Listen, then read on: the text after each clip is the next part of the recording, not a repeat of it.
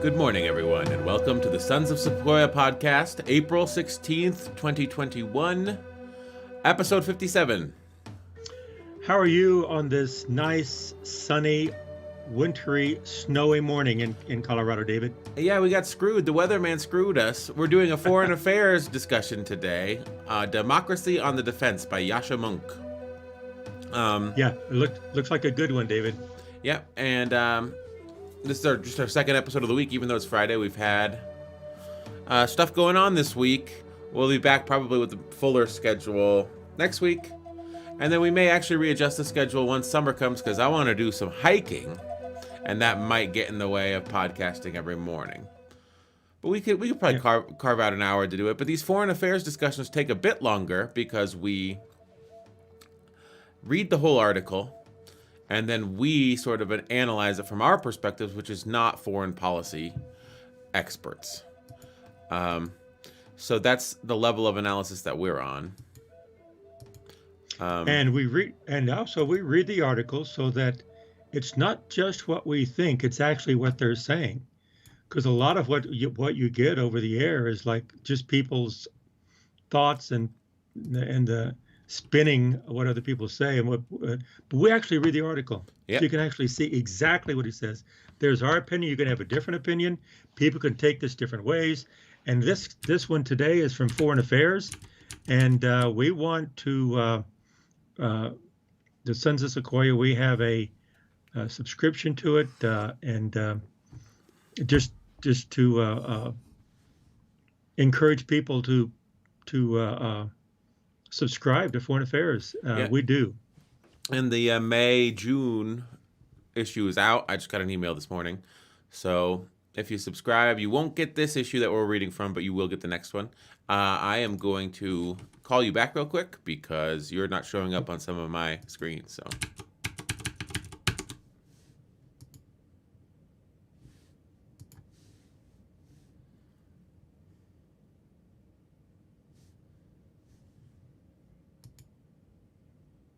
It didn't work, though.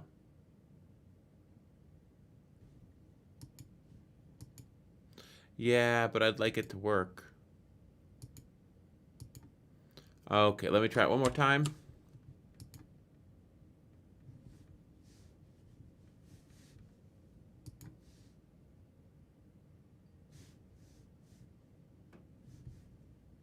Okay, we're back and everything's good.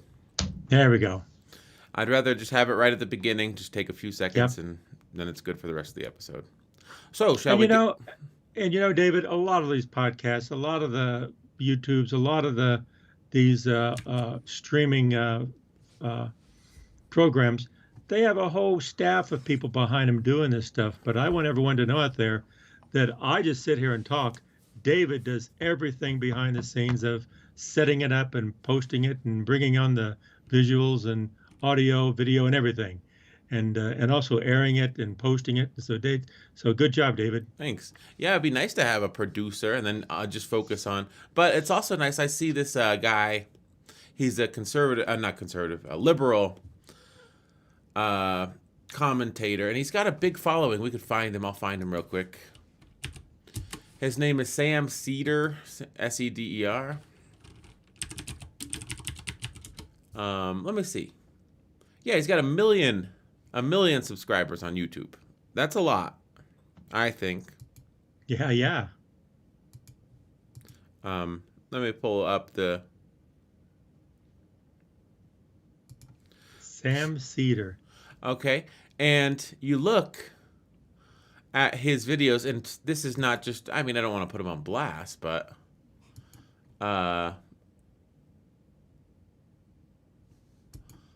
it's a Zoom call. Let's do this one about Tucker Carlson. It's a Zoom call, and they have the green boundaries, and then they do have packages pulled up. But he'll be talking, and Sam Seder will yell at his producer, "Pause!" And it does seem a little bit unprofessional for a channel with 1 million subscribers for them not to have his ability to control the video himself. It's weird. Yeah.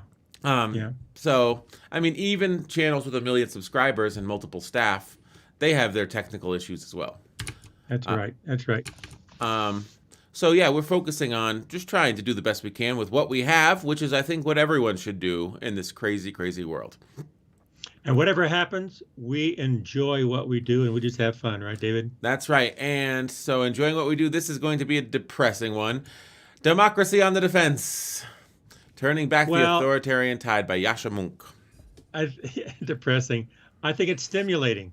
I think it's stimulating to one, yeah, there's going to be turning back the tide on the authoritarian tide. Uh, we're going to be talking about authoritarianism and the democracy, but on the other hand, it makes you appreciate what you have, and also don't take it for granted. Mm-hmm. Yeah, I think lessons to be learned, and so also a little bit of be thankful. Be Yeah. thankful for our country. We have a great country. Okay, democracy on the defense. And you can see on my screen I have pulled up YASCHA MOUNK, Associate Professor at Johns Hopkins University, Senior Fellow at the Council on Foreign Relations. That is the think tank that publishes foreign affairs. And the founder of Persuasion. So I'm going to quickly... While you look at that, why are you going to find persuasion? I want to find what Persuasion is. I bet you it's, I don't know. Yeah. Because when we, in our discussion, and I think everyone should do this, is not just what is said and what we think, but also we do a meta-analysis and saying, well, who is this guy? Where'd he come from? How would this be different if it came from UK or from another university, let's say in France or something? Okay, so it looks like Persuasion, YASCHA MOUNK. Let's find the Twitter. This is YASCHA MOUNK. Some guy. Persuasion is I guess, publication. I don't know. I like it's interesting these days because you like if you want to minimize something, you'd say, "Oh, it looks like a blog." It's a blog, right? And it does look like a blog, right? It does. Yeah, it does. It's Persuasion. Here's all of his. And look, 1, 2, 3, 4, 5, 6, 7. It's like 7 of these things. Mm-hmm. We have 57. Oh no, but there's a see all. Oh, see all. Okay. And he's there's got more. Persuasion staff. He's got multiple writers. Yeah, yeah. Oh, wow. Yeah. So yeah, it looks like he's trying to publish just his own brand, and it looks like a lot of it is journalism, or at least, discussion commentary. Who decides what's racist? What America owes Afghanistan? So they're position pieces, but it looks like they're a little more policy heavy than perhaps something you might see and different on authors. There's different authors on there. But more policy heavy than something you might see on Fox News, if that makes sense. Yeah. Or CNN. Which is another, to me, that's another positive of foreign affairs. It's not just one side. They'll pull people from the right, the left, and all over the place. Mm-hmm. So they're looking at all the different views. And I believe that's what you should do. I think you should not have an authoritarian state where it's only one view and that's the only view you're allowed to see. I think it's healthy to see all views. Yeah. I also think it's healthy to look at what Xi Jinping's party line is. Because unlike Putin, Putin will sort of... I heard this story, of course. What you hear in the Western media, who knows? But doctors, they were complaining about the levels of coronavirus patients in the wards at the hospitals in Russia. And multiple doctors fell out of windows in Russia. They, quote, fell out of windows and were gravely injured or died because they were complaining about how the government was not giving them enough resources to fight the coronavirus in Russia. Now, I don't think that China is that cartoonishly thuggish. I think that Putin is sort of overtly a villain, which was always sort of strange to me that the former president kowtowed to him, sort of gave him free range. I do think China, they're sort of entering an adversarial position towards the United States just by virtue of their expanding power and by virtue of sort of propagating a ideology, authoritarianism, and state centrality that isn't the same as ours, which is sort of liberalism and allowing the people to sort of speak their mind and have differing views. So I see China as pitted against us just in terms of great power competition, whereas Russia, their level of power is a fraction of China's or the United States. And so a lot of the stuff that they do just seems cartoonishly evil, at least in the eyes of me, an average American. Well, you have a saying, which I probably think we will use every single episode when we talk about these things, is where you stand depends on where you sit. Mm-hmm. And the position that Putin is in Russia and his power or lack of, and China, and either even other authoritarian states, really depend on how they act. Uh-huh.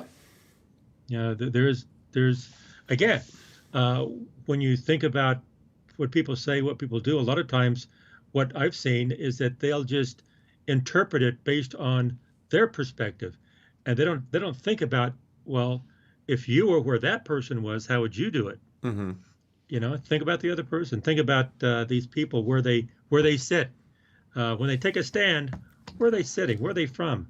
A lot of times there's a lot of reasons why they do what they do. Mm-hmm. Not that it's right or wrong, but try to understand what the other person is saying. Yes. And why. So we have this picture here of Xi and Vladimir Putin.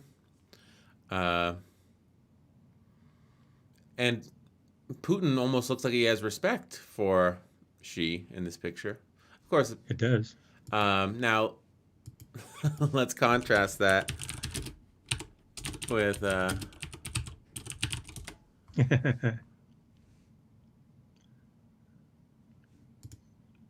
They're walking side by side with a suit on, and Xi Jinping is walking forward, and Putin walking next to him, looking at him. Yeah. Now, what about this picture? Do you see the same Oh, level of for respect? crying out loud! Oh no! Oh wow! For those people who can't see this, oh, Trump. They're shaking hands with Putin and Trump is puckering up like he's going to kiss Putin. Uh-huh. He's leaning toward him with his mouth puckered up, and Putin looks disgusting, like trying to avoid him. Like, what are you doing? Oh my goodness. He'd rather be anywhere else but there. That's right. Oh my goodness. Here's one. Of course, you could get a bad picture, a bad frame. You can.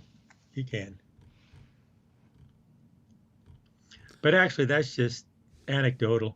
Uh-huh. But what's not anecdotal is the way Trump did. He did kowtow to Putin. Yeah, in Helsinki. And right. And of course, this week Biden has announced a bunch of, he announced that Russia was responsible for the SolarWinds hack, and they are going to pay. He's expelling diplomats, which were probably spies. And so, there's action being taken against Russia that would have been unthinkable in the period of time when, we had a president who bent over backwards to accommodate Russia. And I don't think that there was strategy to that. I don't think that if you ask 100 conservative and liberal foreign policy strategists, they could tell you the reason. Because there is no grand strategy in sort of allowing Putin to run roughshod over America when America has a preponderance of power over Russia. So I think that came down to a personal thing between... but enough of that, enough of our prognostication. Let's read YASCHA Monk's Democracy on the Defense, Turning Back the Authoritarian Tide. After the Cold War ended, it looked like democracy was on the march, but that confident optimism was misplaced. With the benefit of hindsight, it is clear that it was naive to expect democracy to spread to all corners of the world. The authoritarian turn of recent years reflects the flaws and failings of democratic systems. Most analyses of the precarious state of contemporary democracy begin with a similar depiction. They are not altogether incorrect, but they omit an important part of the picture. The story of the last 2 decades is not just one of democratic weakness, it is also one of authoritarian strength. Since the 1990s, autocratic regimes have advanced in terms of economic performance and military might. Dictators have learned to use digital tools to oppress opposition movements in sophisticated ways. They have beaten back democratic campaigns that once looked promising, taken hold of countries that seemed to be on the way to becoming more democratic, and vastly increased their international influence. What the world has seen is less a democratic retreat than an authoritarian resurgence. Autocrats, long focused on bare survival, are now on the offensive. The coming decades will feature a long and drawn-out contest between democracy and dictatorship. The outcome of that contest is not foreordained. To prevail, the United States and its democratic allies need to understand the stakes of this historic moment and work together to protect global democracy in more imaginative and courageous ways than they have in the past. They will also need to solve a dilemma created by the tension between two core objectives: stemming backsliding within their own ranks, on the one hand, and maintaining a unified front against authoritarian regimes, such as those in China and Russia, on the other. Simply put, it will be hard to oppose anti-democratic governments in countries whose support is crucial to confronting full-throated, increasingly assertive authoritarians. Dealing with that dilemma will require a skillful approach that preserves the possibility of cooperation with countries that have questionable democratic bona fides, while reserving close partnerships for genuinely democratic allies. It will also mean abandoning democracy promotion in favor of democracy protection, seeking for the most part to secure rather than expand the democratic world. There's the introduction. Yeah, good introduction. Mm-hmm. It's kind of like the way I took that is that the best way to undermine democracy and to support authoritarianism across the world and globe is to not come together, is to separate yourself from like-minded allies. And so when you're not together, when the democratic states are not together, that just supports authoritarianism. Yeah, I'd also say we had this idea, and I think that this is a big idea in political science. It was a big idea when I was studying political science, after high school, in my undergraduate education, that there's like this golden arches theory of diplomacy. If you liberalize market and there's a McDonald's in every country, there will be no more war. And this guy's saying that was naive, so market interconnectedness will lead everyone to democratic forms of government. And what we've seen is that, like he's saying, authoritarianism is resilient. And those ideas that, if you open up the markets, everyone will just naturally gravitate towards democracy, isn't true. I mean, if you look at the United States, we're gradually sort of gravitating away from democracy. We had just had an election where the guy that lost was calling his fingers off, trying to get state officials to overturn that election. And it didn't work because we have rules in place. And so what's happening? We're seeing state legislatures sort of take away those safeguards so that the next time that happens, if the person you don't want to win wins, you can overturn the will of the people. And that seems anti-democratic to me. Yeah, me too. And you're absolutely right. We're going more and more toward if you don't win, well, then you change the system to where you can win. Mm-hmm.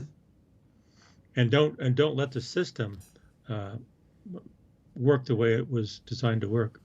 So should we get into the next section? Because I think that it's a natural. It looks like, just from the title, I haven't read the article yet, it's a natural extension of what we're saying. Okay. Do you want to read it or should I read it? Okay, I'll try to read it. Okay. Authoritarians on the march. Donald Trump's tenure in the White House cast unprecedented. I'm having trouble getting started here. Mm-hmm. Donald Trump's tenure in the White House cast unprecedented doubt on which side the United States would take in the conflict between democracy and dictatorship. Even before 2016, Washington regularly supported autocratic governments when the prospect of finding democratic allies in a strategically important country looked slim. But the past 4 years marked the first time that a U.S. president seemed to openly favor dictatorships over democracies and boosted autocratic forces within democratic allies. Trump called the desirability of NATO into question. He repeatedly refused to condemn autocratic attempts to interfere in democratic elections, murder dissidents on foreign soil, or put bounties on the heads of U.S. soldiers.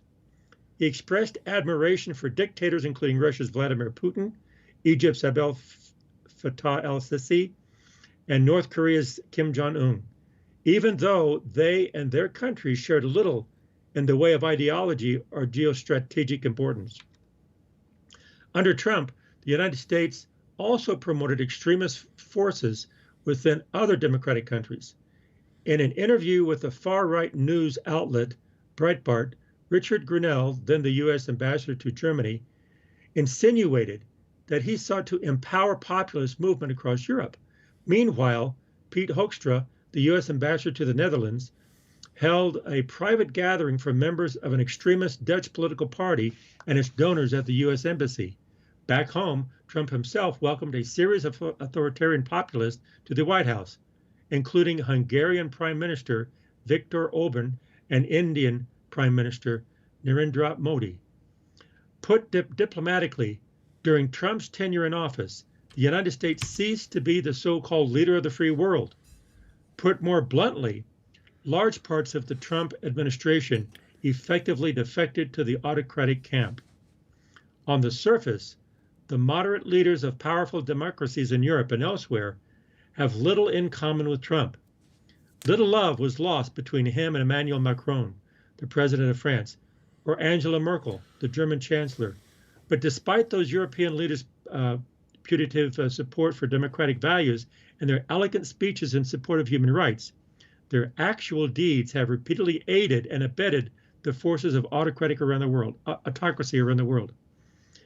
When Merkel was struggling to deal with a large inflow of refugees from the Middle East and sub-Saharan Africa in 2016, for instance, she spearheaded a deal between the EU and Turkish President Recep Tayyip Erdogan that cut off one of the main routes for migrants headed to mainland Europe. Even as Erdogan sought to concentrate power in his own hands and was busy jailing more than 100 journalists, the lucrative agreement helped him cement his political standing. Germany and several other European states also pressed ahead with Nord Stream 2, a Russian-built gas pipeline that would secure their energy supplies while leaving some Central and Eastern European democracies immensely vulnerable to pressure from the Kremlin. The most important service that Merkel and other European leaders provided the autocratic camp, however, was their failure to confront democratic backsliding in neighboring countries such as Hungary and Poland.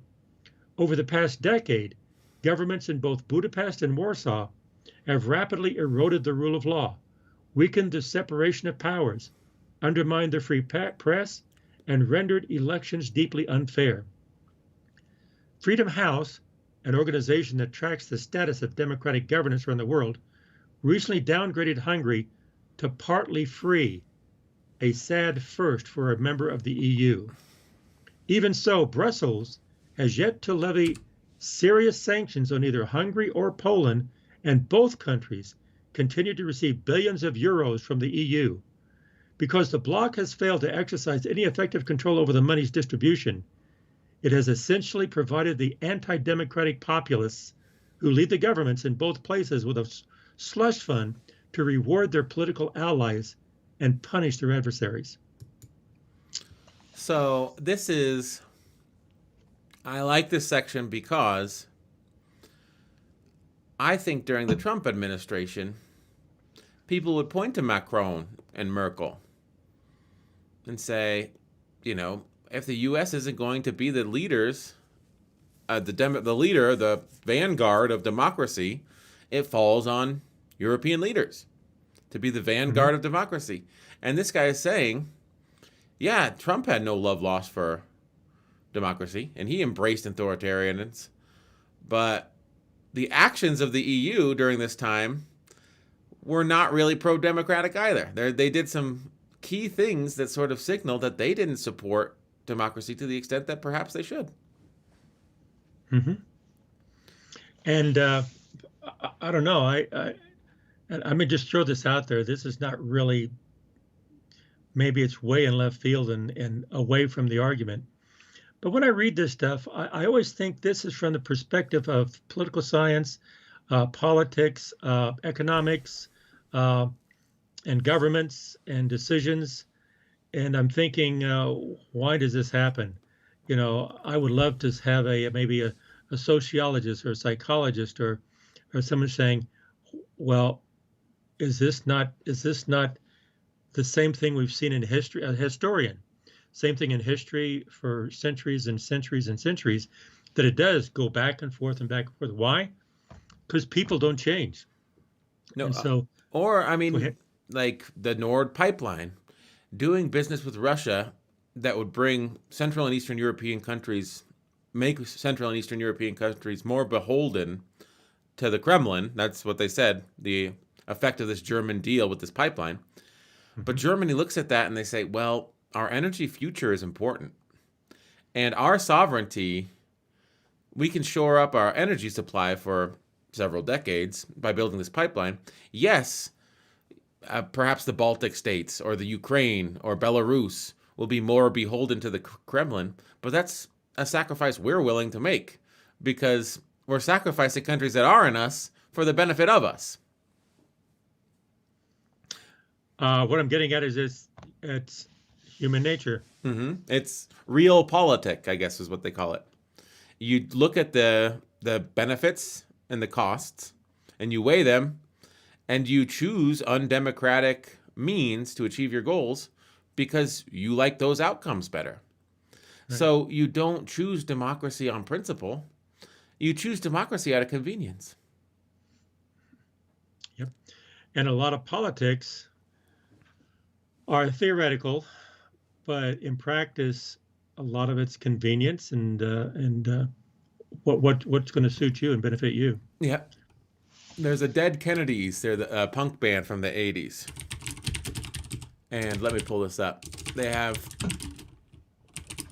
one of my favorite album titles. And I think it's a greatest hits album, so it's not really a...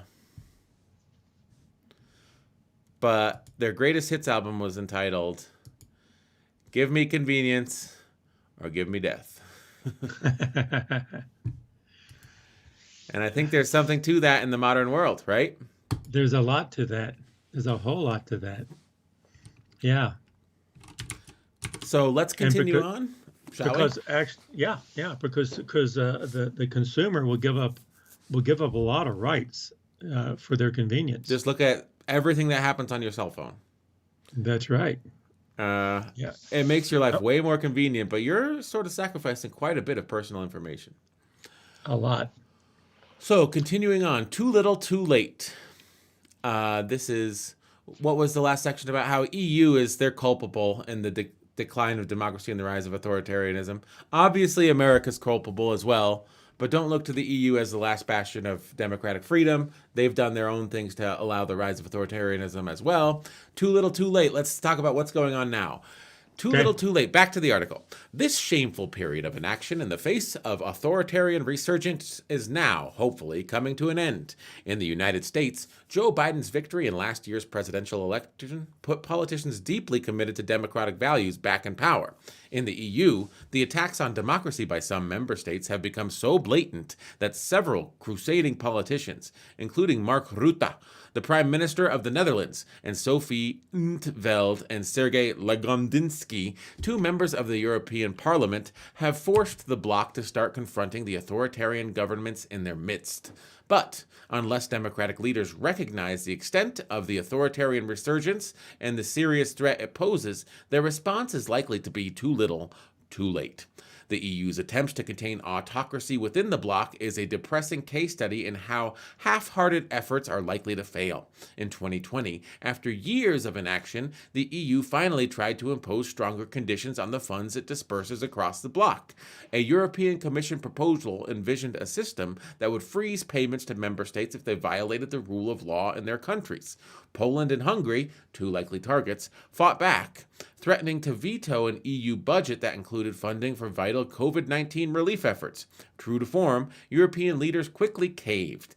in a compromise that was designed to save face but mostly demonstrated how autocratic leaders within the EU are now essentially immune from negative repercussions for their attacks on democracy as long as they give one another political cover, the Commission abandoned the measure's core elements. As a result of the deal, the European Commission still cannot withhold funds when member states take steps to weaken the rule of law. To sanction such states, Brussels instead needs to demonstrate that EU funds are being misspent. In another concession, the Commission promised not to bring any rule of law proceedings against member states until those that are opposed to what is left of the new rules have a chance to contest their constitutionality in front of a European Court of Justice. This effectively guarantees that Orban and other autocratic leaders will win more unfair elections, remaining in power for years to come. In the end, the failed attempt to discipline Hungary and Poland merely illustrated how much impunity autocratic leaders within the EU now enjoy. Across the Atlantic, it is too early to assess how effective the new U.S. administration will be in bolstering democracy. Initial statements from Biden and members of his senior foreign policy team suggest that they take the autocratic threat seriously and are keen to restore the United States to its role as leader of the free world. A year ago, Biden wrote in these pages that the triumph of democracy and liberalism over fascism and autocracy created the free world. But this contest does not just define our past, it will define our future as well. This attitude marks a real shift from the last 4 years. Under Biden's leadership, the short-term survival of NATO will, thankfully, no longer be in doubt, and countries that depend on the United States for their security will rightly breathe a sigh of relief. Over the next years, the United States is also more likely to work closely with long-standing democratic allies than with either autocratic states or backsliding democracies. In contrast to Trump, Biden will undoubtedly have better relationships with democratic leaders such as Merkel and South Korean President Moon Jae than with autocratic ones such as Erdogan or Sisi. Biden is unlikely to invite anti-democratic populists such as Orban or Modi to the White House, as Trump did on several occasions. And under Antony Blinken's leadership, the State Department will once again express concern over attacks on human rights and free institutions around the world. Populists and autocrats will have to pay a price for attacks on core democratic values. Biden and his team have also signaled their intention to convene a high-profile summit of democracies. Although the incoming administration has not released details about the summit's timing or content, the proposal's intention is clear: to reinvigorate democratic countries in their fight against autocratic threats. If done right, the summit could send an important signal about the United States' commitment to democratic values. All these changes will represent a notable improvement over the Trump administration. But even if they are fully implemented, they likely won't suffice to stem the authoritarian resurgence. The problem is that two of the central goals of these efforts, containing the influence of powerful autocracies and halting backsliding in key democracies, are often in conflict with each other. Any attempt to halt the authoritarian resurgence must simultaneously stop embattled democracies such as India and Poland from joining the ranks of the world's dictatorships, and prevent countries such as China and Russia from reshaping the international order. But if Washington wants to contain Russia, it needs to preserve a close relationship with Poland. And if it wants to contain China, it needs to keep India on board. This dilemma will make it difficult for the Biden administration to carry out its pro-democracy agenda. When the United States convenes its proposed summit of democracies, for example, it could safely abstain from inviting countries that are rapidly backsliding and have comparatively little geostrategic importance, such as Hungary. But it will be harder to avoid inviting backsliding democracies such as India or Poland, which because of their size or location are important allies in the U.S. effort to contain the most powerful authoritarian adversaries. Democracies will never be able to sidestep this predicament entirely. They can, however, be open about the nature of the problem and publicly commit themselves to a consistent strategy. This would require that the leading democratic states clearly distinguish between two levels in their relations with other countries: a lower tier available to countries that share a geostrategic interest in containing powerful dictatorships, even if they themselves are autocracies or backsliding democracies, and a higher tier for countries that share both democratic values and geostrategic interests. I need to wet my whistle. This is a long section. Yeah, it is. 3 more paragraphs. It's a good one, though. This strategy would represent a continuation of past foreign policy in recognizing the need to sustain strategic alliances with countries that are less than fully democratic. But it would also represent a marked departure by committing the United States and other powerful democracies to reserving the status of full partner for liberal democracies and downgrading their relationships with other longtime partners if they significantly backslide. Creating this two-tier structure would provide a modest yet real incentive for governments of countries interested in maintaining a relationship with established democracies to end their attacks on the rule of law. It would also provide pro-democracy activists and movements in those countries with evidence of the international benefits of resisting would-be autocrats. Especially in deeply divided states where pro-democracy forces still have some hope of displacing the government through elections, this policy change might just make the difference between aspiring autocrats losing power and they're holding on to it. At his proposed summit of democracies, Biden should establish criteria for what would constitute a breach of minimum democratic standards and what costs Washington would impose on countries that have failed to live up to them.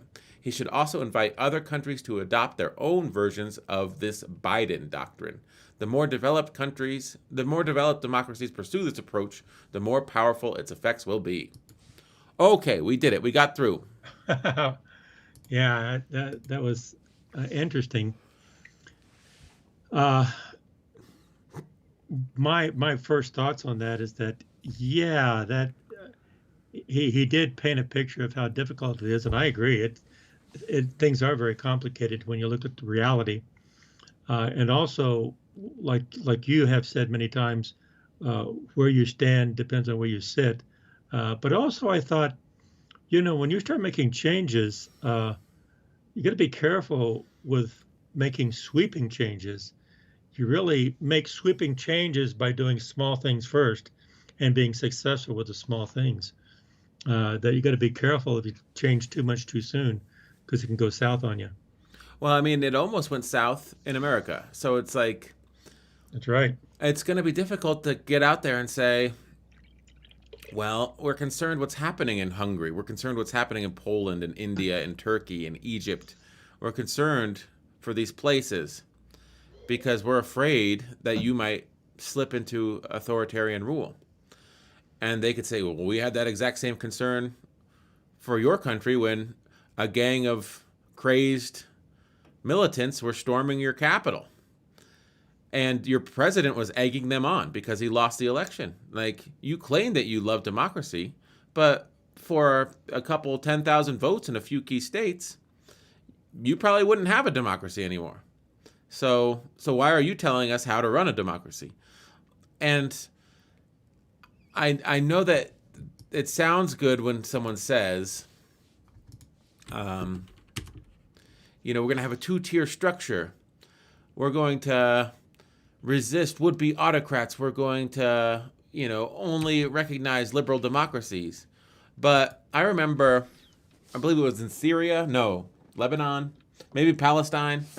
We went to war, the United States, to make the world safe for democracy after September 11th. And Hamas won the election. They were the ruling party in Lebanon. And we said, well, we can't recognize that democratically elected government because Hamas is a terrorist organization. It's like, yeah, but if you look at that election, it was more democratic than the U.S. election, where George Bush's campaign manager was the one counting the votes in Florida. Catherine Harris was Secretary of State of Florida. She's in charge of counting the votes. There's a discrepancy of a few hundred. And she says, oh, the guy who I'm campaign manager for won. Election's over. Well, Hamas, that was democracy in action. It wasn't the outcome we wanted, so we didn't acknowledge it. So do we actually really want democracy, or do we just want leaders who think like us? Because the result of democracy can be, I think that it's, do you see what I'm saying? You want democracy so that the leaders think like we do. But what if democracy produces leaders that think antithetically to the way that we do? Yeah, do we still support the democracy? And they say, we're not going to be an authoritarian government. We're going to allow for free and fair democratic elections. We just have a populace where 70% of the people support us. And that's not through coercion. If someone rose up and they gained that extra 20% support, they could beat us in a completely legitimate, free and fair election, and we would step down from power. It's just where our country is at. Our democracy looks different than your democracy because we're a different country. But if that's not what you want it to look like, you say, we're not going to acknowledge that free and fair election. So do you really care about democracy in the first place? Well, it seems like when they say democracy, they're really saying democracy like our democracy. You and our democracy. Well, the United States is very unusual, a very unusual country in the world.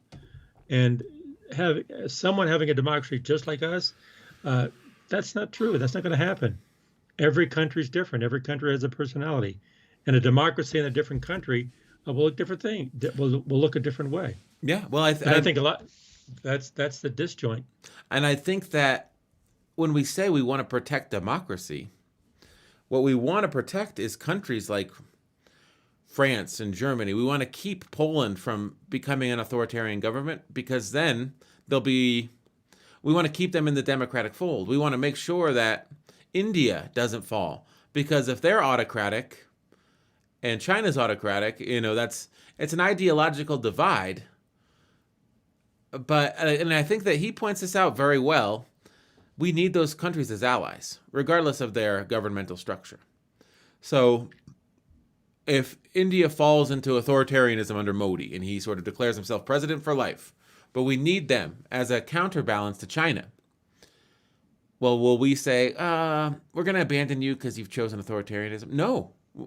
Like, the facts on the ground don't change. We still need India. And because democracy it's a form of government, but it's also an ideology, you can say we disagree ideologically with the fact that you're an authoritarian leader now, but we're going to offer you the same menu of benefits that we always have because you're our counterbalance to China in Asia. So, I mean, it's lip service. It's not really policy, right? That's right. In other words, when you talk about democracy, are you talking about a form of government, or are you talking about your allies and safety within the world order, and someone who's going to help you with your values and their values, not necessarily just democracy? What if you had a democratic state who was not as helpful as an ally than an autocratic state that chose to be an ally to the United States? Yeah.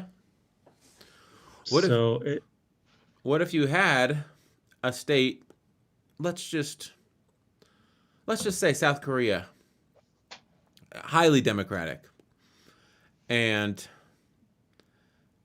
they have an election and they elect a guy and he says, yes, well, the future is not in the West, the future's in the East. So we're going to continue to have our highly democratic, free and fair, open society, but our primary trading partner, our primary security partner, our primary ally is going to be China, not the United States. Our security guarantor, our financial guarantor, that will be China. And yeah, we don't necessarily approve of their authoritarian style of government, but they've promised that we'll be allowed to practice democracy. They can practice authoritarianism. And we're just it makes more sense for us to be partnered, to be allies. So you don't need ideological parity to sort of be great power allies. And then Japan says, well, yeah, that kind of makes sense for us too. Then all of a sudden, East Asia is dominated by China, and we'll say they're throwing their muscle around. But what if their muscle is they're offering better terms for security guarantees. They're offering lower defense costs. They're offering better terms of trade. They have a bigger export market for South Korean and Japanese goods, because as the China buying power increases, it will surpass that of the West, in theory, right? Mm-hmm. If you have 1.2 billion people or more, I don't know, that become a middle class that looks like America, well, America just has 300 million people. So you have 4 times the amount of people with that buying power. It becomes a more attractive market than shipping the stuff to America, So it's fascinating to me. Is democracy the linchpin that holds all of this together? That's the question that I think this is asking. And I think his answer is it's a linchpin. It's not the magic bullet. It's one of many, Mm-hmm. and I think what's to me in my mind begs the question. Uh, so what is the value? And this might be really in left field. What's the value of to let's say the United States is a democratic country? What's the value in promoting and to the point from promoting on one side to requiring on another side a democratic government in another country? Mm-hmm. Why? What? Why does the United States want to do that? Is it because better for the country, or better for them Mm-hmm. in their negotiations with the country, or better for a collective bargaining power within the world? So why do they want that? And I think that to me that he's saying, like you say, it's just one of the ingredients of your policy, but it's not the only one. Mm-hmm. And maybe that's why EU, that's why Merkel and Macron, they're not necessarily, they may make decisions that don't seem to fit what you would want them to do, but it's going to help them, and it's going to be supporting their needs in their countries. They're a nation state, not the EU or the ideal of democracy everywhere. That's right. But it benefits their nation state because the nation state has different goals than a political science professor from Johns Hopkins University. I mean, wanting democracy is noble, I suppose, and not wanting authoritarianism. I'm team democracy, honestly, I really am. But to what extent should it be a source of conflict? So they're trying to withhold funds from Poland and Hungary, and they've realized the bylaws they've written into the European Parliament, the European Commission, don't allow them to, because as long as the authoritarian states within the EU stick together, they can sort of circumvent any withholding of sanctions, and that's what this last section was about. Mm-hmm. And also, Poland has geostrategic importance to the United States and to Europe.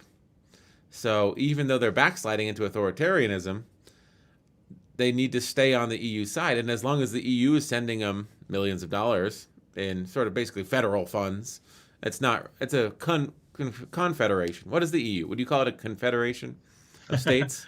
I suppose.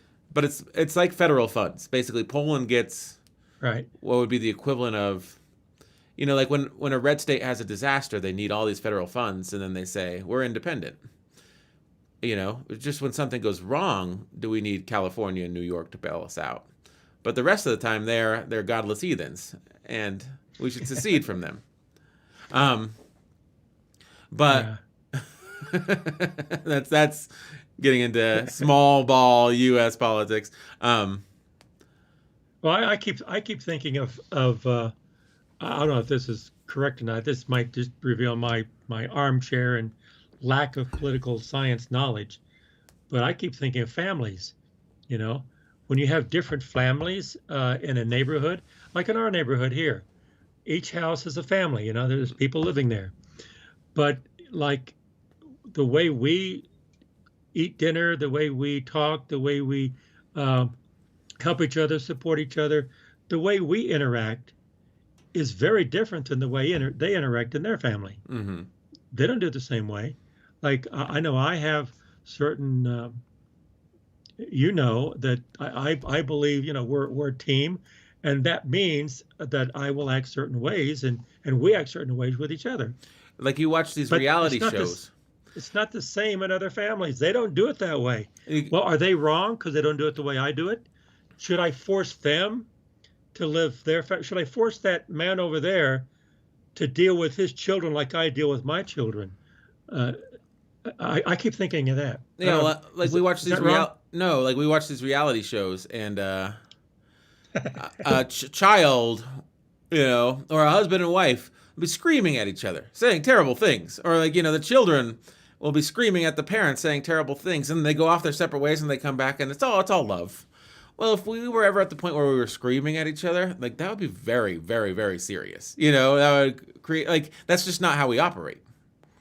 that level of Yeah. emotion where it's like you're screaming at someone, and then you watch these reality, and of course the reality shows. There's a reason why they make a reality show about these people. Their emotions are so high that they fly off the handle every single episode. But it's like, that's not who we are. So if someone flew off the handle, that would cause a deep rift that would take time to heal. These families, they're screaming at each other. By the end of the episode, they're all sitting around the dinner table having a good time. And it's like, that wouldn't happen with us. But we also would never scream at each other. And the reality shows where, we watch a lot of them, we think how people interact with one another. I said, that's terrible. I wouldn't do that. I wouldn't say that to someone. I wouldn't do that. I just don't live that way. Well, which one's right and which one's wrong? Mm-hmm. Like, oh, I'm the U.S., you have to live like I do, or I have to live like they do? No. Well, but can we get along even though, yes, because when we come together in society, there is a form of interaction within the neighborhood that you work with people within this neighborhood. But that doesn't say you've got to live the way I live. Yeah, it's like someone at work that's really good at their job. You can always count on them to turn in their reports on time. Or if you're looking for something and you know that it's their department, it'll be done and it'll be in the right format and it'll be easy to find if you're trying to use it for your department's uses. And you always say that person's reliable, they're trustworthy. When they say they're going to get something done, they get it done on time. But I wouldn't invite them over for dinner. And there's someone in this other department and they screw up all the time.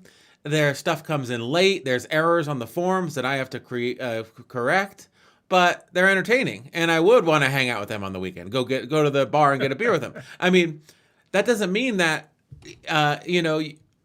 it's just like there's different, people have different attributes, just like nation states have different attributes.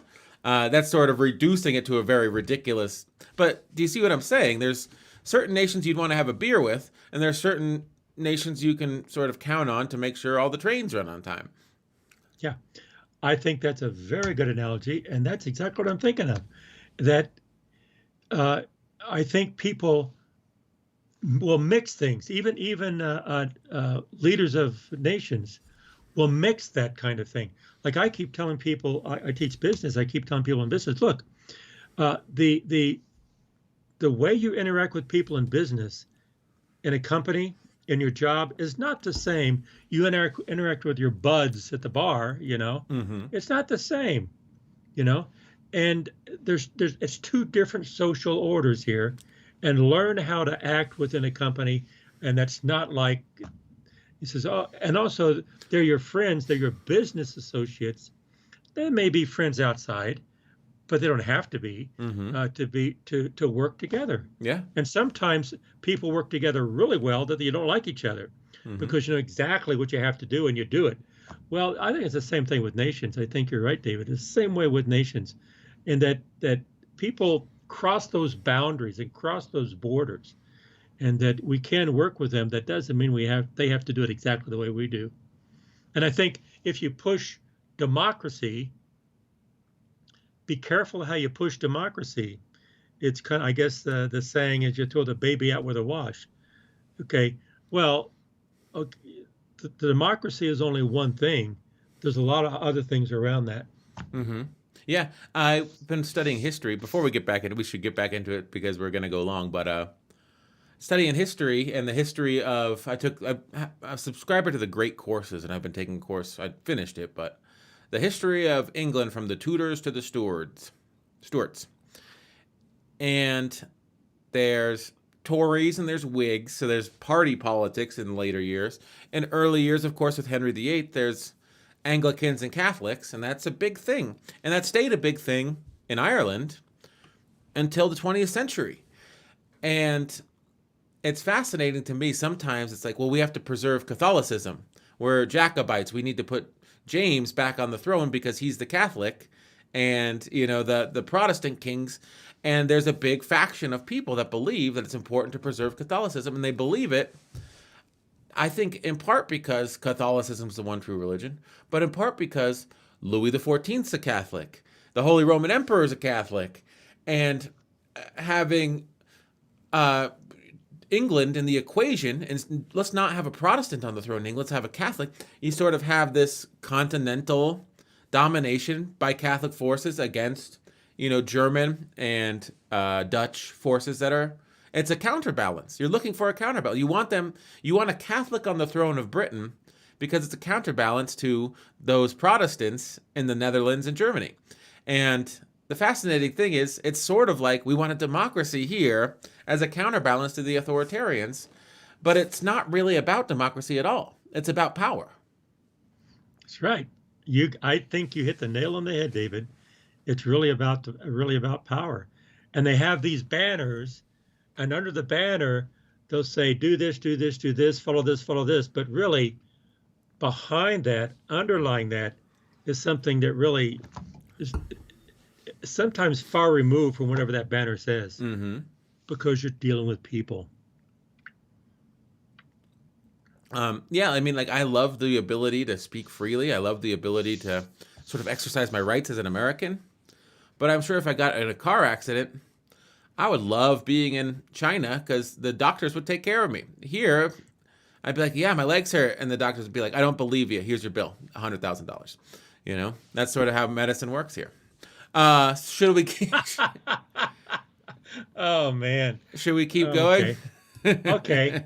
The next section is protecting democracy. Am I reading this one? Sure. Protecting democracy.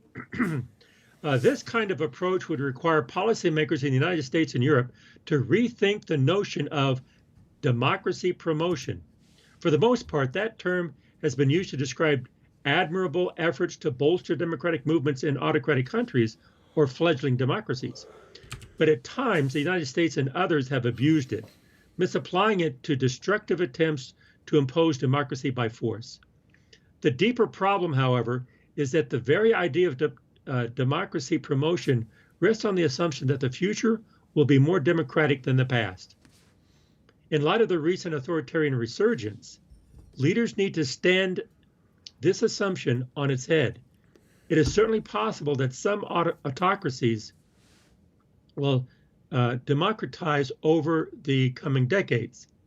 And when such opportunities arise, developed democracies should do what they can to help.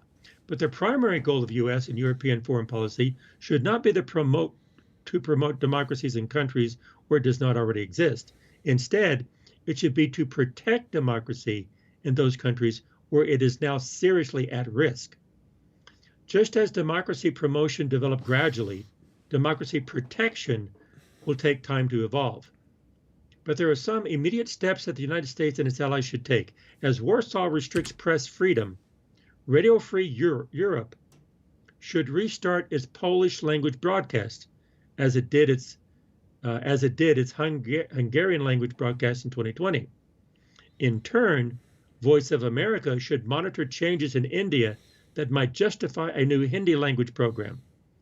Organizations such as the National Endowment for Democracy should step up their activities in such places, a shift of resources that is increasingly crucial as governments in those countries stifle civil society and crack down on non-governmental organizations.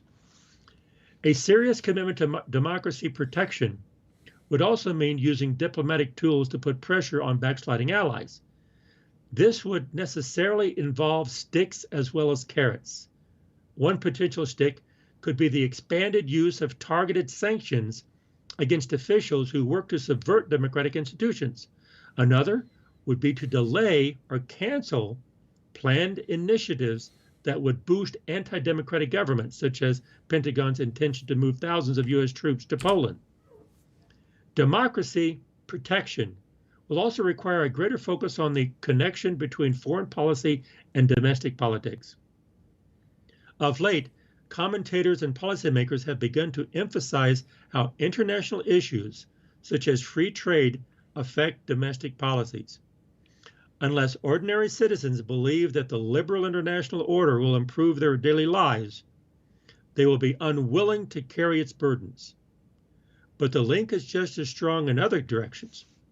Citizens who lose faith in democratic values or no longer believe in their political system can hardly be effective advocates for democracy.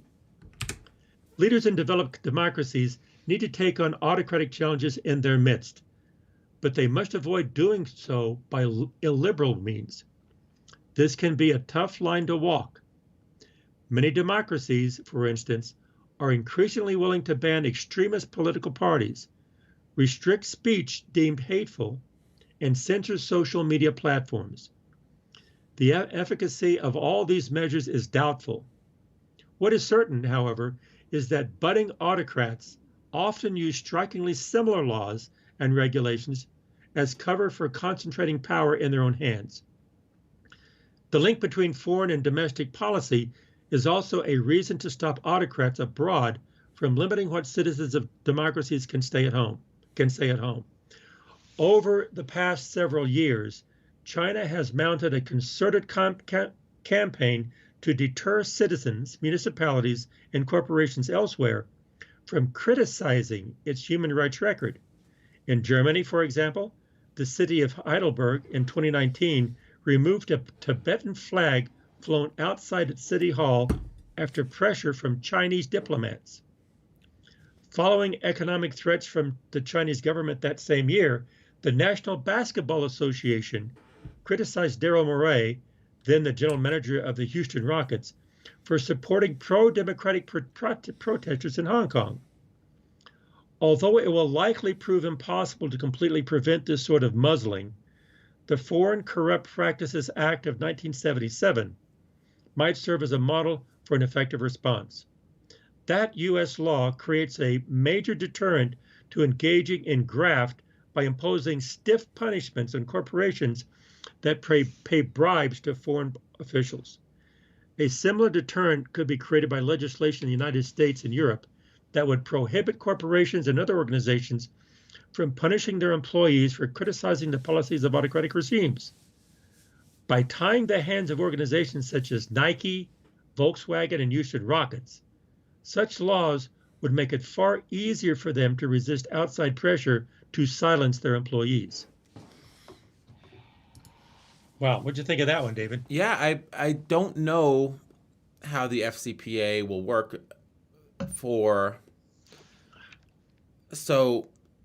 I mean, it's just a huge part of their market is in China. And China says, we don't want you to do this. And the Houston Rocket guy, he comes out and says, these people are fighting for democracy in Hong Kong, and I stand with them. And he did it on his own personal account. And the United States says, we're going to just the Chinese government said, we're going to cut off all funding. You're going to lose your broadcast rights to the NBA. And LeBron comes out and he's like, this Daryl Morey, he's the worst. He needs to think before he talks. Yeah, you love democracy, but you know what's more important? Basketball in China. And that's basically what LeBron said, because where you stand depends on where you sit. And Hong Kong is not responsible for LeBron and all of his buddies making millions and millions more dollars every year. The Chinese government is. It's crucial to the league. So, yeah, you're not going to support democracy in Hong Kong if 30% of your market is in China. And that's the difficult thing. Using U.S. laws to punish these corporations, maybe they'll remain Western corporations, or maybe the Chinese consumer market will lead them to say, well, we're going to take our brand and we're going to incorporate in Beijing. At some point, the Chinese consumer market will grow to the point where that looks like a viable option for them. We don't want to keep getting hit with fines. Let's just incorporate in China. And China will probably welcome that because it'll just make them stronger. Mm-hmm. They want to those connections worldwide. That's exactly what they want. So the more economic connections they make, which they can and they are, the stronger they become. Yeah, the Free Tibet movement, like the city of Heidelberg. I remember when I was in college, ages and ages ago, it was big. People were talking about it. It was a thing. Well, Tibet's not free, and no one's talking about it anymore. And I think that has to do with the efficacy of Chinese people. There's a reason why Chinese officials got the city of Heidelberg to take down the Tibetan flag, because that's an issue that they're focused on. And it's an awareness campaign, Free Tibet, that is 20 years old, 25, 30 years old. I don't know exactly. I don't know the timeline of, Chinese occupation of Tibet, but it's been an issue. It's been an issue for 30 years, bare minimum. Mm-hmm. And the Chinese have sort of slowly and strategically gone in and sort of taken that issue out of the front of minds of people. And you don't hear about it anymore. I don't hear about it anymore. Of course, I'm not on a college campus. More people might be passionate about that issue still on college campuses. But it was a considerable issue, 20 years ago when I was at school. Yeah. I mean, it's fascinating to me. The thing is, they are pressure campaigns. They work. I think that's the point. That's the point. Like, okay, they're going to come and go, and so like Tibet is a good example. These campaigns are going to come, and if you wait long enough, they're going to go. They're going to forget it. They're not going to talk about it. So why do it? Well, you do it because it does make a difference. Mm-hmm. It does make people aware of things, and so yeah, they're going to try to crush them, and they're going to try to silence them, and not change. It's not going to make a change, but it raises the awareness. Yeah. And so I think it's not the value of that may not be just in that one decision. The value is in the mood of having an open type of dialogue so that these kinds of things collectively can be addressed. Yeah, I think so. It's fascinating, too, that they work. The only reason China does the pressure campaigns is because when they do, they're successful. It works. Yep. And it's you think the last president we had, I think it was just remarkable how he campaigned and he was very effective. Mm-hmm. Says, oh, well, tell me what his platform was. Tell me what he stood for. Yeah, he didn't have a platform. He was one of the first in modern times to not have a platform. He used the platform from 2016. So it's like, yeah, we're not going to submit a platform. We're going to use the same one that we used in 2016. And I just pose this question to you. Do you feel like the world was the same in 2016 as it was in 2020? I won't even answer. To me, that's rhetorical. Yeah. To me, the answer is best not verbalized. It's just felt. Mm-hmm. If you know what I mean.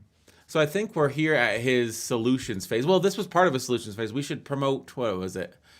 They use these terms, and I think they think they're clever. Protect democracy, not promote democracy. That's what was his thing. Was that what he's saying? Right.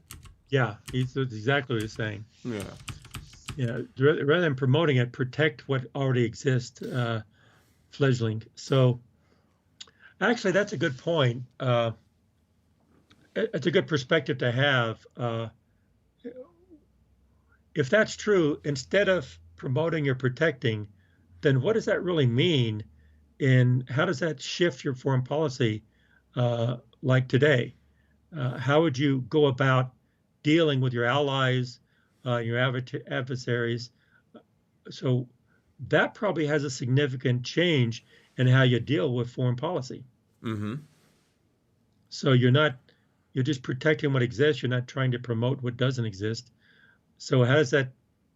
So you're not going to be really. So the people who don't have democracy, so then do you still deal with them as if they're allies? I think you do. I mean, honestly. Yeah, you do.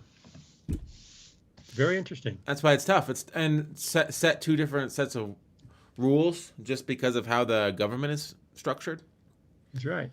It's like, what if Europe is like, we have rank order voting. And so you say, I want this person the most, I want this person second most. They do that in Europe and a lot of countries in Europe. And It's not first past the post. And so what happens is that more parties are involved and there's a more diversity of ideas. Because when you have a first past the post, like whoever gets more votes wins, you sort of cleave towards the edges. You go as far right or as far left and you try to capture as much of this as you can or as much of this as you can. First past the post, it's like, well, you want to get this middle. So everyone's sort of hanging out in the middle trying to get these votes, and the fringe doesn't get as much attention as it does in America. And what if Europe, the countries with rank order voting, said, yeah, first past the post, it's basically just gives you the most extreme viewpoints. You don't get anyone in the center. So we're going to call that not democracy. And we're only going to associate with countries that do rank order voting. I mean, The devil's in the That's a details. that's a very good argument. It's a very good argument because First Past the Post is saying, well, that you're just promoting extremism. Mm-hmm. So, we have democracy. Your democracy is promoting extremism. That could be their argument. Yeah. Which is a legitimate argument. It's tricky, very tricky. And these other ones that are saying, oh, you're not Democrat. Well, we have rank order voting. Yeah.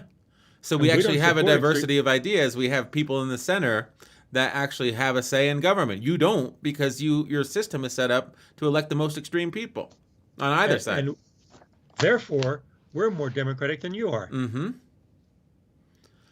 So should we read the final section? Yes. Reform or perish. Back to the article.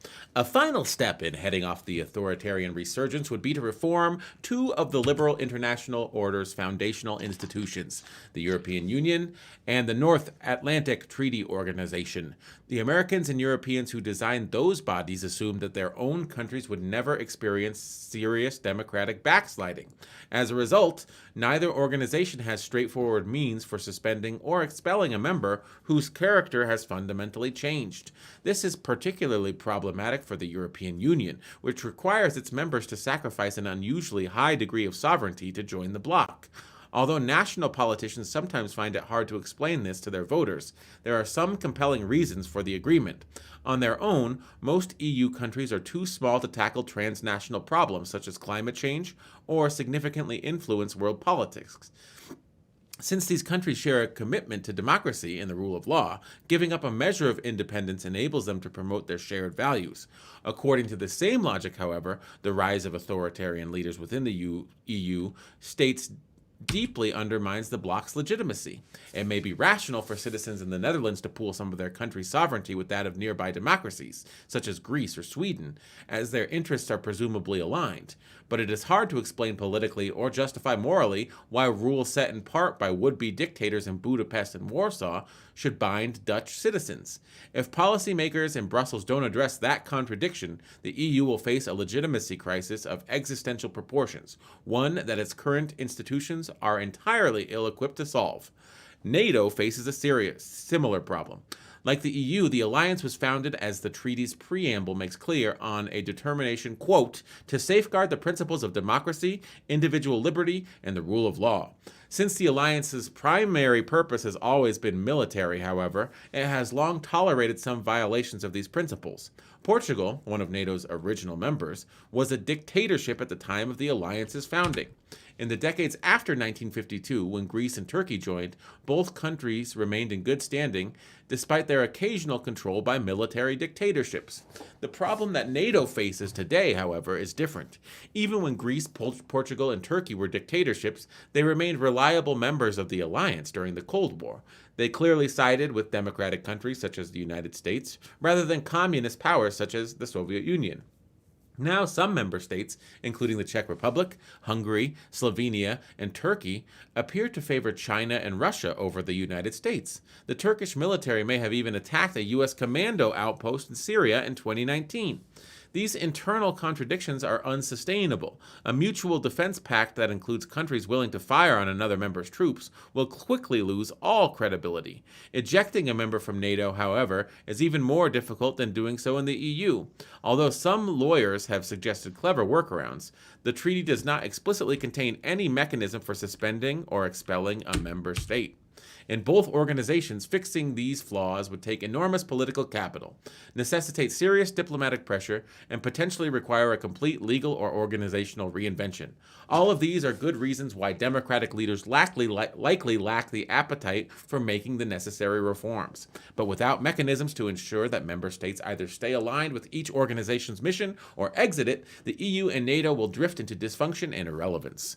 The politicians who are serious about democracy protection must prioritize reforming these institutions, even if doing so leads to serious internal conflict. Member states whose actions are no longer in line with the core mission of EU or NATO must either change course or accede to rules that make it possible to expel them. If these reforms prove impossible, however, it may be better to refound both organizations on a more sustainable basis than to let them decay. European leaders are starting to wake up to the threat of democratic backsliding in their midst. New U.S. administration has pledged to defend democracy against illiberal threats. For this determination to be translated into meaningful action, statesmen and diplomats will need to look beyond the traditional diplomatic playbook to address the threat that resurgent authoritarians pose. The world's democracies need to commit to bold action. If they do, they will no doubt face an arduous and uncertain journey, one that will cost them political capital and inspire blowback. The alternative, however, is incomparably worse. The end. Interesting, very interesting. Again, I think this part here is, I think it, to me, I got the feeling it moves from theory to practice. It moves from idealism to pragmatism. It's like, look, this is what you got to do. Yeah. You started here. But just because you say that doesn't mean you're going to stay there. Just the realism, the reality of the fact of the matter is that things change. I like how, I don't know, this is the way the world works, but Portugal was a dictatorship. Greece and Turkey slipped in and out of military dictatorships, but that was okay until they started not doing the things that we wanted. So are the rules really important if it was okay before? The rules are designed to ensure that democratic countries are in the alliance. But the rules never ensured that. But it didn't matter because there was no negative consequence from the fact that the rules didn't ensure that. And now that there's negative consequences, we need to do something about the rules. And it's like, well, maybe you should have done something about the rules when the stakes were lower. And what was the reason for the rules in the first place? Was it for what the rules stated, or the rules there for some other ulterior motive? The spirit of the law, not the letter of the law. We want Portugal in the alliance because they're in Western Europe. Yeah, sure, they may be a dictatorship, not a democracy, but we can't have Portugal be part of the Eastern Bloc. So even though their political system is antithetical to NATO, they can be part of NATO. And it's like, so even though in our mission statement, it says we want democracies, we're going to admit a member state on our founding that's a dictatorship because the rules don't really matter. Because it's not about democracy or dictatorship. It's about collective. It's about more of the politics and economics and the collective bargaining and the strength of the union. Like they're talking about with India and Poland, geostrategic importance. Geostrategic importance, right. If you possess geostrategic importance to the West, they will tolerate misbehavior. Mm-hmm.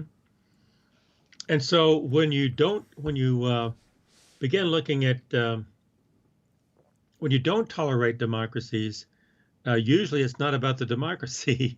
I mean, it's not about that. It's about something else. Yeah.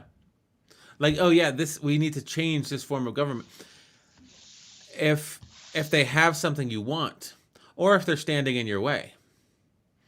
But if a dictator takes over a Balkan state or something, let's say Serbia or Bosnia-Herzegovina, and they look too much aligned with Russia, you say, well, we need intervention in Kosovo. We need to send our troops in there because it's a humanitarian crisis.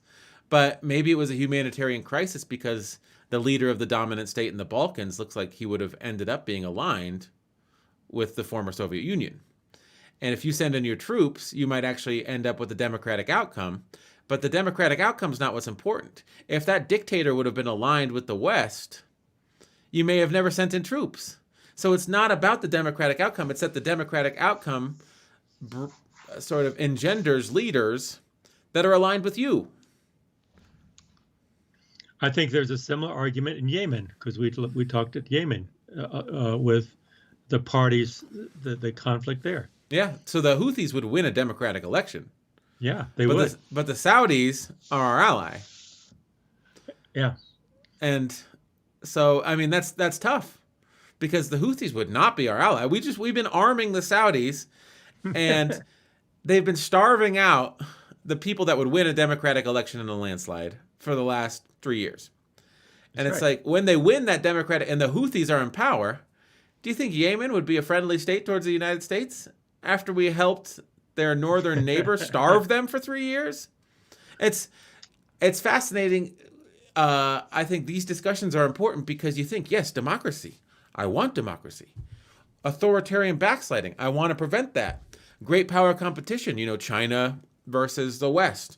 Well, we need to sort of safeguard it, because we're conditioned to think in a Cold War mentality where, the policy of détente, it's like, we got to stop the spread of communism. But really, at the end of the day, when you look at what happens and the decisions that are made and where we offer military support, it's always more about power than ideology. Yeah, absolutely. Yes. And like the idea of the back in the 40s and 50s after World War II, and also the Cold War, it was always about democracy and communism. Democracy was good, communism was bad. That was kind of like a black and white kind of thing, up and down, right and left, good and bad. But why was democracy good? Because that was what we had, and we had a good life, and so we used our good life to define democracy as good. Yeah. But what if democracy voted in an authoritarian state? And also I remember also back in the 60s and 70s, some of the Central American, Latin American countries, they had dictatorships down there too. Yeah. But they were benevolent and everything worked well. They were benevolent to us. I don't know about their own people. Exactly. So is that good or is that bad? Well, we'll let them have them because they're benevolent to us. But then what happened internally? Yeah. Anyway, it's like you say, David. It's very, very tricky. It's very difficult. And if a country does not ruffle any of our feathers, we may not hear about a crisis that's going on there.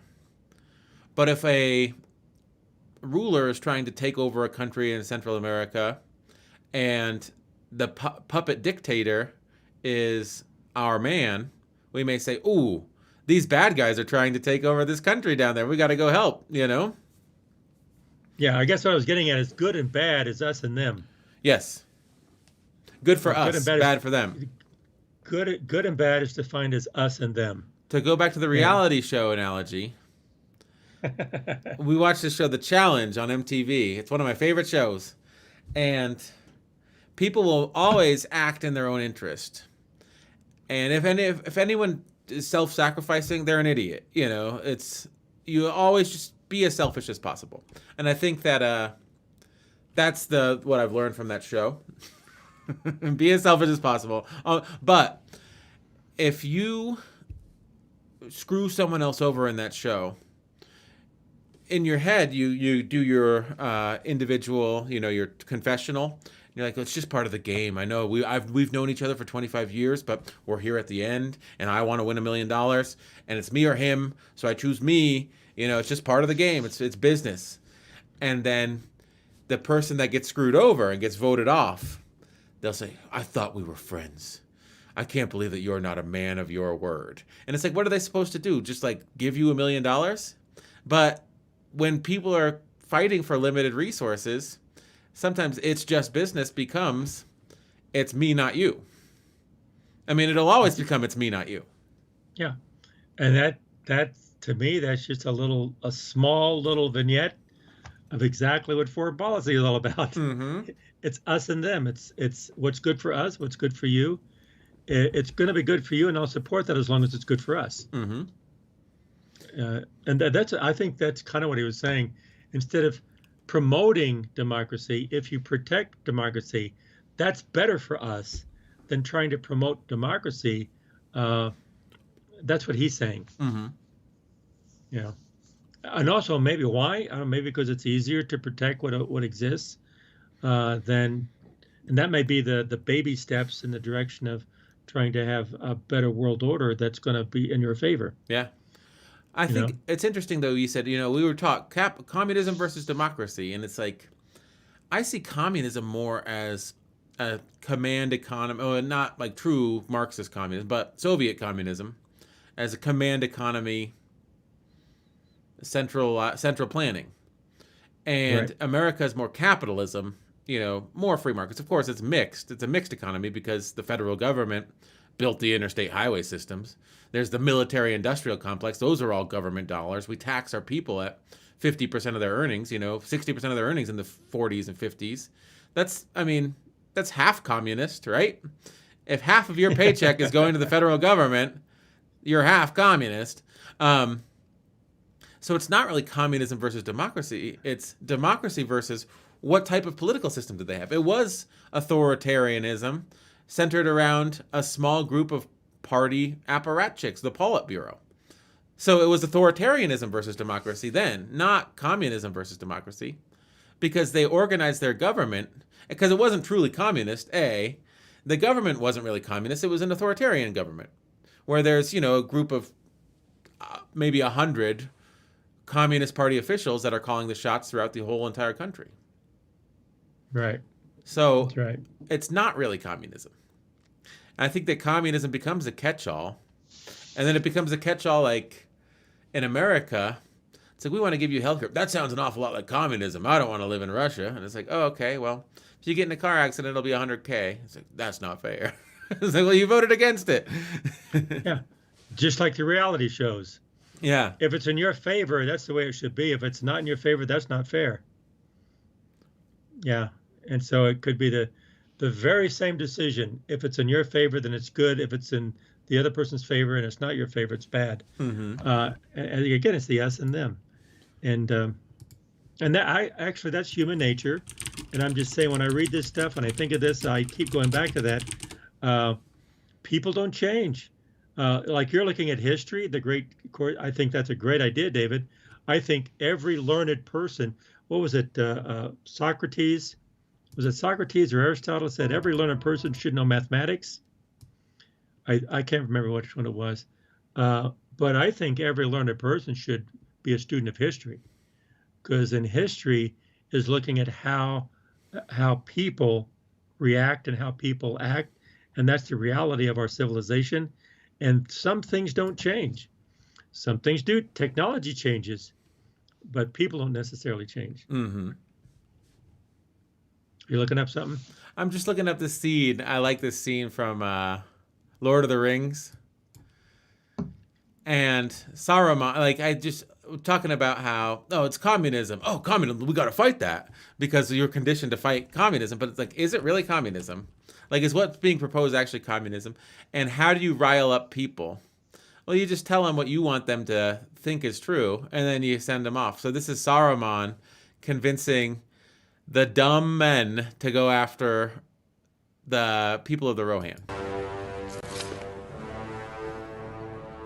We will die for Saruman. Oh, you can't hear it, can you?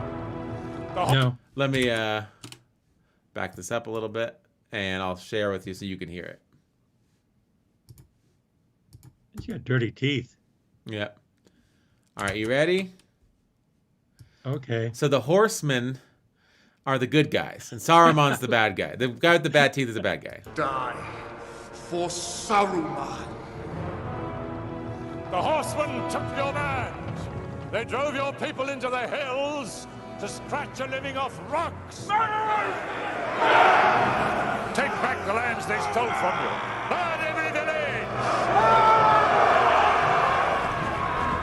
We have only to remove. Kind of looked like January 6th, didn't it?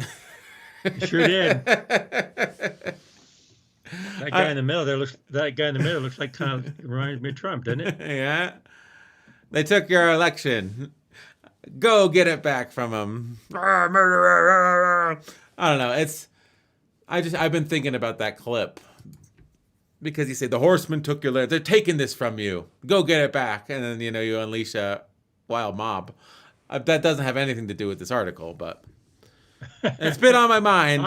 I don't know. I think it does. I think that's how people are. Mm-hmm. People don't change.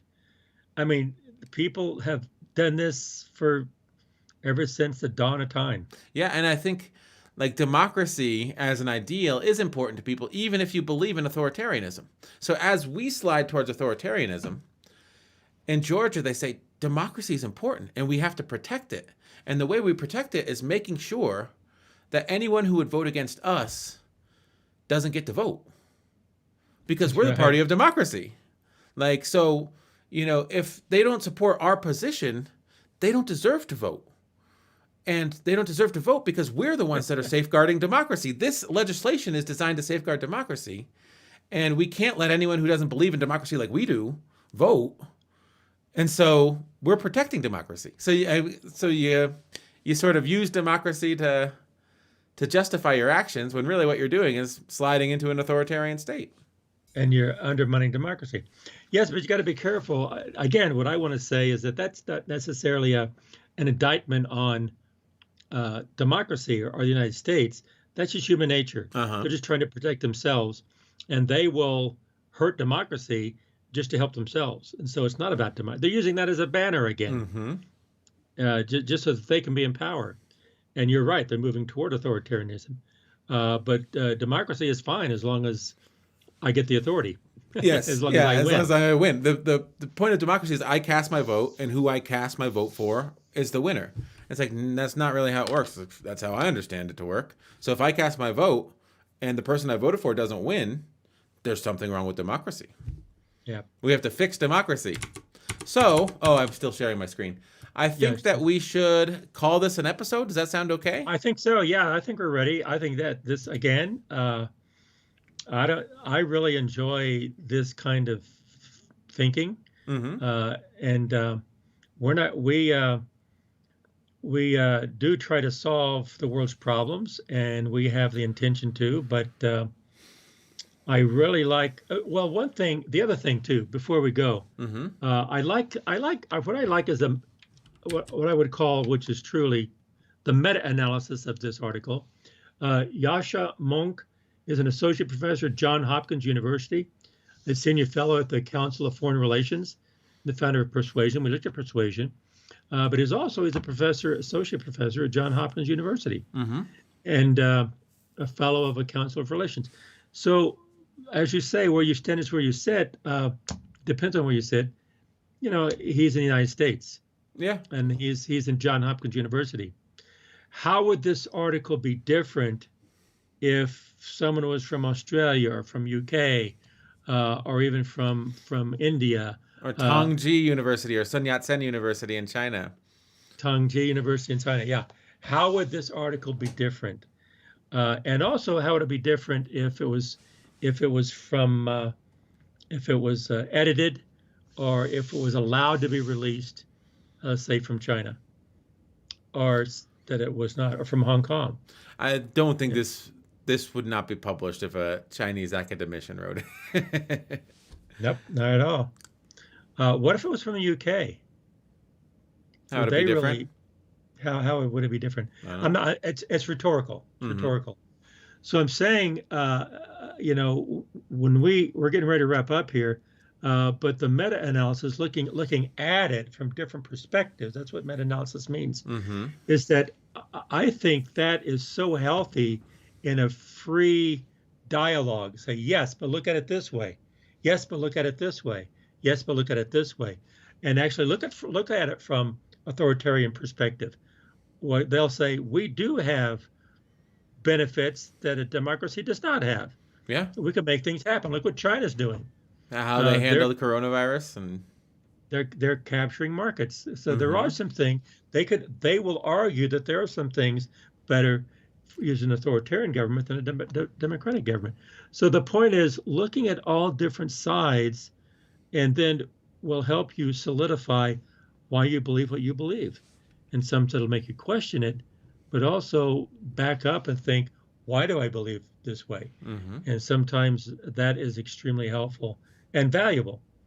And also in arguments, not arguments, but in, technically arguments, when you start moving forward, say in foreign affairs or in political, domestic affairs or foreign affairs, and even business, always think how the other person thinks. Where do they sit? and what is their stand based on where they sit to know how to deal with people. I think people deal with people only about where they're at. They don't think of the other person to know how to deal with them. Yeah. Okay. And it's kind of like us and them. Them is bad, us is good. Not necessarily. Maybe some of the things you're doing is not that good too. Yeah. So look at both sides. It's easy to criticize others. It's fun too. It's much harder to do it for yourself. But it's healthy. It's healthy. So I think we should leave it there. I think Sound so. good? Is there anything you want to say to wrap up? Are you ready to wrap up, David? I'm ready. I got the music playing. Okay. Sons of Sequoia, episode 57. 57. We want to say, keep on talking, but listen more than you talk and try to understand what the other person is saying. See you next time. Bye.